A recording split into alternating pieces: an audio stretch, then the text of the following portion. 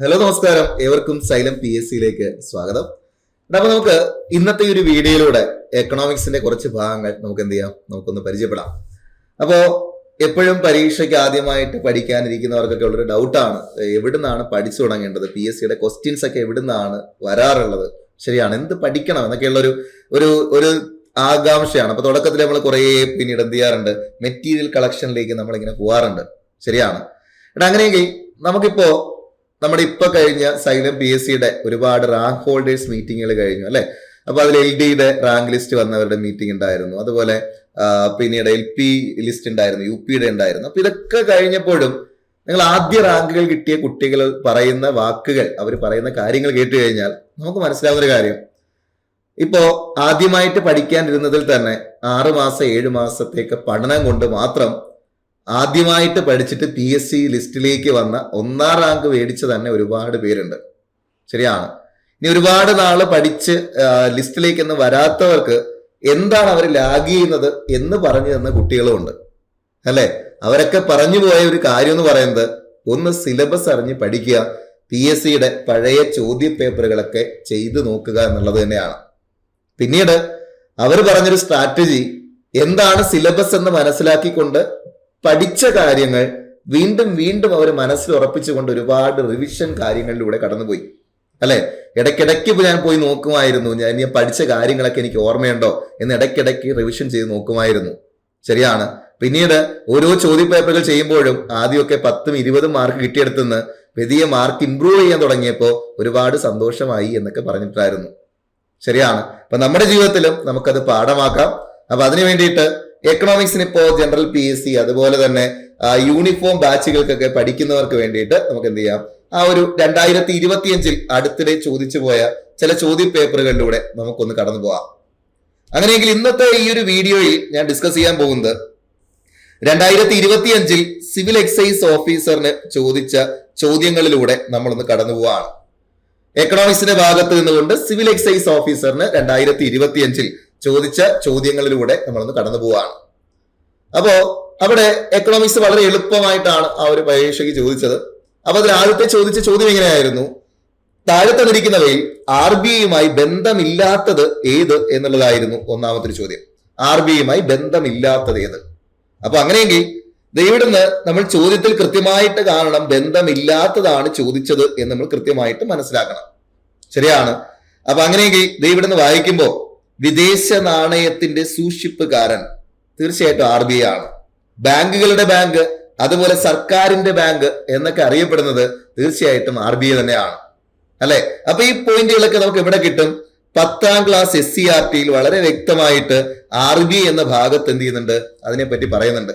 10ാം class SCERTയില് പണവും സമ്പദ് വ്യവസ്ഥയും എന്ന ഭാഗത്ത് RBIയെ പറ്റി പറയുന്ന ഭാഗത്ത് RBIയുടെ ധർമ്മങ്ങൾ എന്തൊക്കെയാണ് എന്ന് പറയുമ്പോൾ വിദേശ നാണയത്തിന്റെ സൂക്ഷിപ്പുകാരൻ, ബാങ്കുകളുടെ ബാങ്ക്, അതുപോലെ സർക്കാരിന്റെ ബാങ്ക് എന്നൊക്കെ അറിയപ്പെട്ടത് RBI ആണ്.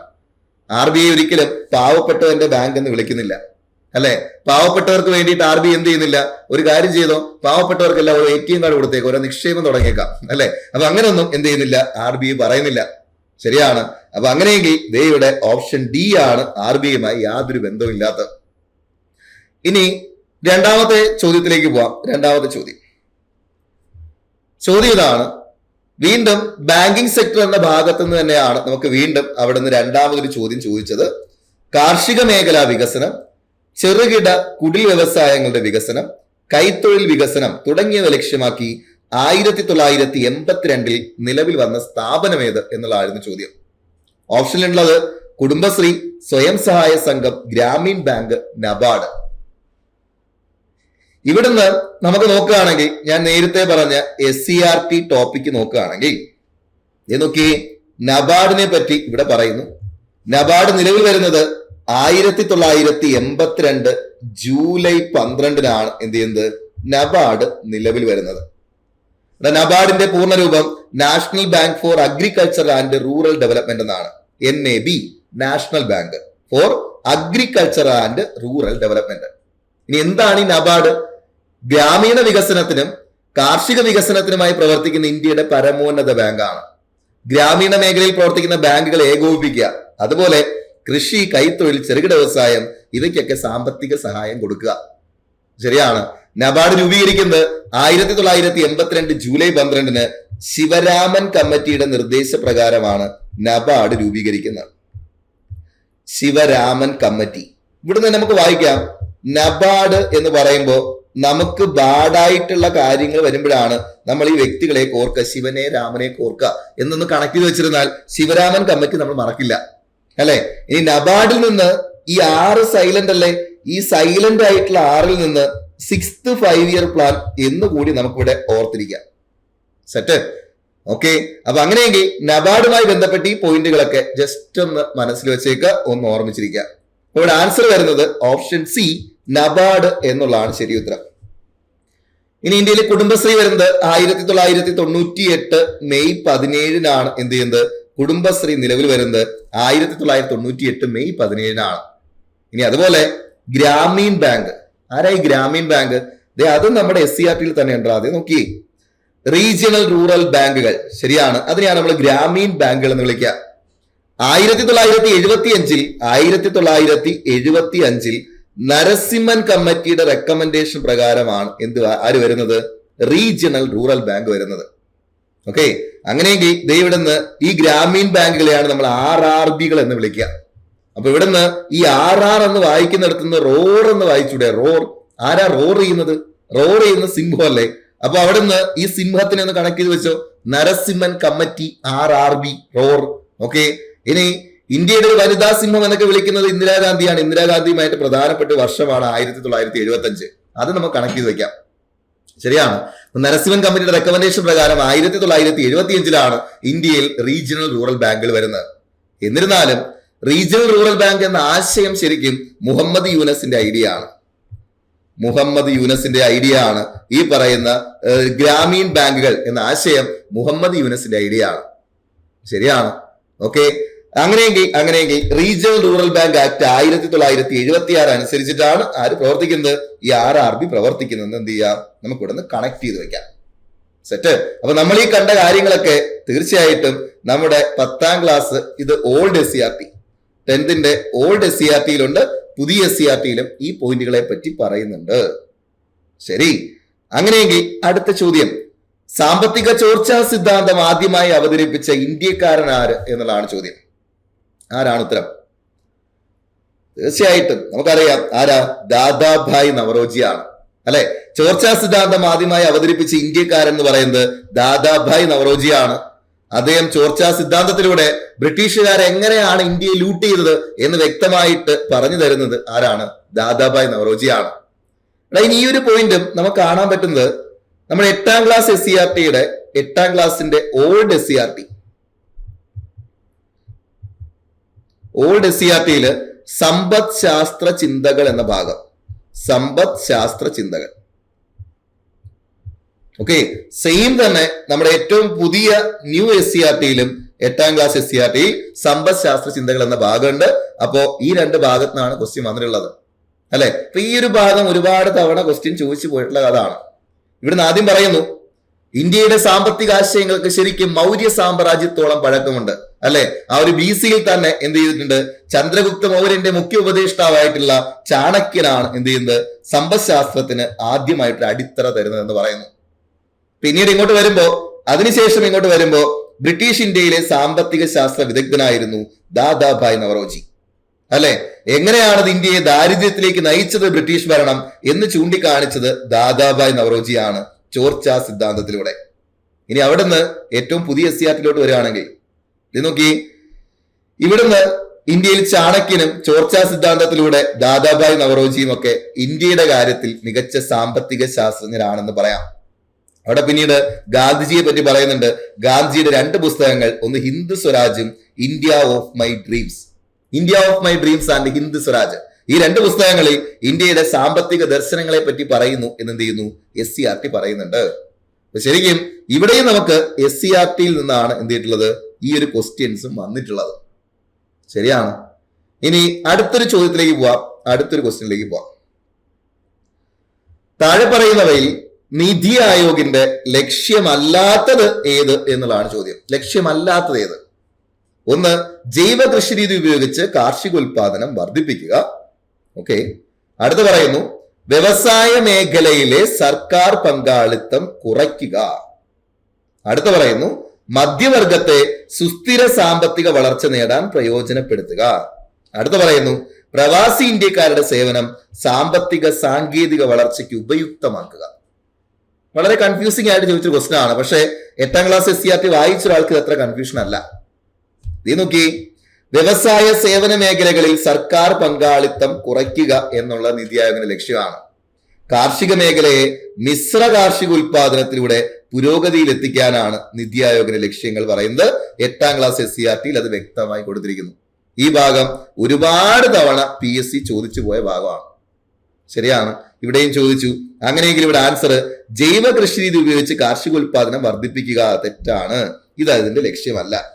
വ്യവസായ മേഖലയിൽ പങ്കാളിത്തം കുറയ്ക്കുക, ശരിയാണ്. മധ്യവർഗത്തെ സുസ്ഥിര സാമ്പത്തിക വളർച്ച നേടാൻ പ്രയോജനപ്പെടുത്തുക, ശരിയാണ്. അതുപോലെ പ്രവാസി ഇന്ത്യക്കാരുടെ സേവനം സാമ്പത്തിക സാങ്കേതിക വളർച്ചയ്ക്ക് ഉപയുക്തമാക്കുക. അങ്ങനെ തന്നെ സെന്റൻസ് കാണാം, ശരിയാണ്. അപ്പൊ അങ്ങനെയെങ്കിൽ ഈ ഭാഗത്തു നിന്നും നമുക്ക് ക്വസ്റ്റ്യൻ കിട്ടിയത് എവിടുന്നാണ്? SCRT ഭാഗത്തു നിന്നാണ് ആ ഒരു ചോദ്യം വന്നിട്ടുള്ളത്.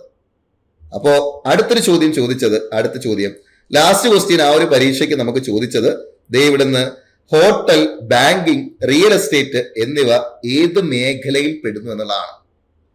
ഇത് നമുക്ക് 7ാം ക്ലാസ് SCRTയിൽ വ്യക്തമായിട്ട് നമുക്കൊരു ടേബിൾ തന്നിട്ടുണ്ട് അല്ലെ. ഇത് നോക്കി, പ്രാഥമിക മേഖല, ദ്വിതീയ മേഖല, തൃതീയ മേഖല, ശരിയാണ്. അപ്പൊ അങ്ങനെയെങ്കിൽ ഈ പറയുന്ന പ്രകൃതി വിഭവങ്ങളെ നേരിട്ട് ഉപയോഗപ്പെടുത്തി നടത്തുന്ന സാമ്പത്തിക പ്രവർത്തനങ്ങൾ ഉൾപ്പെടുന്ന മേഖലയാണ് പ്രാഥമിക മേഖല. എന്നാൽ ദ്വിതീയ മേഖല എന്ന് പറയുന്നത് പ്രാഥമിക മേഖലയിലുള്ള ഒരു ഉൽപ്പന്നത്തിനെ അസംസ്കൃത വസ്തുവായി ഉപയോഗിച്ചുകൊണ്ട് പുതിയൊരു ഉൽപ്പന്നം നിർമ്മിച്ചെടുക്കുകയാണെങ്കിൽ അത് ദ്വിതീയ മേഖല. അപ്പൊ എല്ലാ നിർമ്മാണ പ്രവർത്തനങ്ങളും എവിടെ വരും? ദ്വിതീയ മേഖലയിൽ വരും. ഇനി തൃതീയ മേഖല എന്താന്ന് ചോദിക്കുകയാണെങ്കിൽ പ്രാഥമിക മേഖലയിലെയും ദ്വിതീയ മേഖലയിലെയും ഉൽപ്പന്നങ്ങളെ സംഭരിച്ച് വിതരണം ചെയ്യുന്ന ജോലിയാണ് തൃതീയ മേഖലയിലുള്ളത്. അതിനോടൊപ്പം എല്ലാ സേവന പ്രവർത്തനങ്ങളും വരുന്നത് തൃതീയ മേഖലയിലാണ്. ഓക്കെ, ഇവിടുന്ന് തന്നെ നമുക്ക് കണക്ട് ചെയ്യാം. കൃഷി അനുബന്ധ പ്രവർത്തനങ്ങൾ, വനപരിപാലനം, മത്സ്യബന്ധനം, ഖനനം, ഇതൊക്കെ പ്രാഥമിക മേഖലയാണ്. എന്നാൽ വ്യവസായം, വൈദ്യുത ഉൽപാദനം, കെട്ടിട നിർമ്മാണം, ഇതൊക്കെ എവിടെ വരുന്നു? ദ്വിതീയ മേഖലയിൽ വരുന്നു. അടുത്തത് തൃതീയ മേഖലയിലേക്ക് വരുമ്പോൾ വ്യവസായം ദ്വിതീയ മേഖലയാണെങ്കിൽ രണ്ട് വില്ലന്മാരെ നോക്കി വെച്ചോ. വ്യാപാരവും അതുപോലെ നമുക്ക് ഇങ്ങോട്ട് വരുമ്പോൾ ബിസിനസ്. ഞാനിപ്പോ ചെറിയൊരു കട നടത്തുന്നു, ഞാൻ പറയാം എനിക്ക് ബിസിനസ് ആണെന്ന് പറയാം അല്ലെ. അപ്പൊ ഞാനൊരു ചെറിയ മെഡിക്കൽ സ്റ്റോർ ഉണ്ട്, എന്താ ജോലി? ബിസിനസ് ആണ്. ഞാനവിടെ പുതുതായിട്ട് മരുന്നൊന്നും ഉൽപ്പാദിപ്പിക്കുന്നില്ല അല്ലെ, അതിനെ സംഭരിച്ച് വിതരണം ചെയ്യുക മാത്രമേ ചെയ്യുന്നുള്ളൂ. ഉൽപ്പാദിപ്പിച്ചു കഴിഞ്ഞാൽ എന്നെ പോലീസ് വെക്കും. ഇത് ശരിയാണ്. ഇനി അതുപോലെ ട്രേഡ് എന്ന് പറയുമ്പോഴും എനിക്കവിടെ മാനുഫാക്ചറിങ് ഇല്ല, ഞാൻ ഉള്ളതിനെ സംഭരിച്ച് ഡിസ്ട്രിബ്യൂട്ട് ചെയ്യാണ് ചെയ്യുക. അപ്പൊ ട്രേഡ് അതുപോലെ ബിസിനസ്, ഇത് രണ്ടും തൃതീയ മേഖലയാണ്. ഇപ്പൊ വ്യവസായം എന്ന് പറയുമ്പോൾ മാനുഫാക്ചറിങ്, ഇൻഡസ്ട്രി എന്നൊക്കെ പറഞ്ഞു കഴിഞ്ഞാൽ അത് ദ്വിതീയ മേഖലയാണ്. സെറ്റ്. ഓക്കെ, ഇനി ഗതാഗതം, ഹോട്ടൽ, വാർത്താവിനിമയം, സംഭരണം, ബാങ്കിങ്, ഇൻഷുറൻസ്, റിയൽ എസ്റ്റേറ്റ്, സാമൂഹ്യ സേവന പ്രവർത്തനങ്ങൾ, ഇതെല്ലാം വരുന്നത് എവിടെയാണ്? തൃതീയ മേഖലയിലാണ്, അല്ലെങ്കിൽ സേവന മേഖലയിലാണ്. ഓക്കെ, അങ്ങനെയെങ്കിൽ നിങ്ങളോട് ഒരു ചോദ്യം, നിങ്ങളൊന്ന് കമന്റ് ചെയ്യുക. കളിമൺ പാത്ര നിർമ്മാണം വരുന്നത് ഏത് മേഖലയിലാണ്? PSC ഒരു PYQ ആണ്. കളിമൺ പാത്ര നിർമ്മാണം ഉൾപ്പെടുന്നത് ഏത് മേഖലയിലാണ് എന്നുള്ളതാണ് നിങ്ങളോടുള്ള ചോദ്യം. ഓക്കെ, അപ്പൊ അങ്ങനെയെങ്കിൽ തീർച്ചയായിട്ടും നമുക്ക് പഠന ഭാഗത്ത് നമ്മൾ ഉൾപ്പെടുത്തേണ്ട കുറച്ച് കാര്യങ്ങൾ അല്ലെ, പഠിക്കുന്ന സമയത്ത് നിങ്ങൾ മനസ്സിലാക്കേണ്ട കുറച്ച് കാര്യങ്ങൾ എന്ന് പറയുന്നത് തീർച്ചയായിട്ടും SCRT ഇമ്പോർട്ടന്റ് ആണ്. നമ്മളൊരു 10th 12th ലെവൽ എക്സാമുകൾക്ക് തീർച്ചയായിട്ടും SCRT വളരെ വളരെ വളരെ വളരെ ഇമ്പോർട്ടന്റ് ആണ്.